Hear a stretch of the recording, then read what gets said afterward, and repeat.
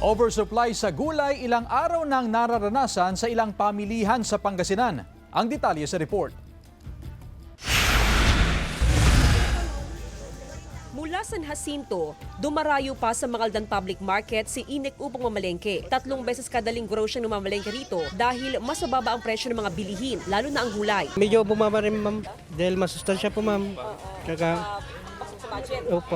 Halos 2 linggo ng bagsak ang presyo ng iba't ibang gulay sa pamilihan. Mula sa native vegetables gaya ng talong, kalabasa, ampalaya at kamatis. Malaki rin ang ibinaba sa presyo ng highland vegetables gaya ng sayote, repolyo at patatas. Bunso daw ito ng naranasang oversupply sa gulay. So far, yung Nolan vegetable, ni-expect natin na tuloy-tuloy na yung mga harvest. No? Yung nakita natin yung mga upo, mga talong, no? Nag-start na nagha-harvest. Araw-araw ang harvest ng sigarilyas ni Monica mula sa Barangay Makayug. Sa dami ng kanyang ani, nagbabagsak na siya sa karatig bayan upang hindi masira at maiwasan ang pagkalugi. Madam, talagang madaming bumagsak na gulay, madam.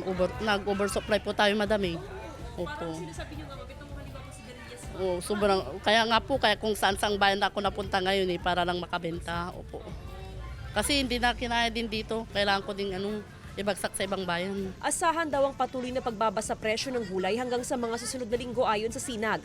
Tuloy-tuloy pa kasi ang pag-aani ng gulay sa iba't ibang bahagi ng probinsya. Kasama si Daryl Peralta, Jasmine Gabriel Galban, One North Central Luzon.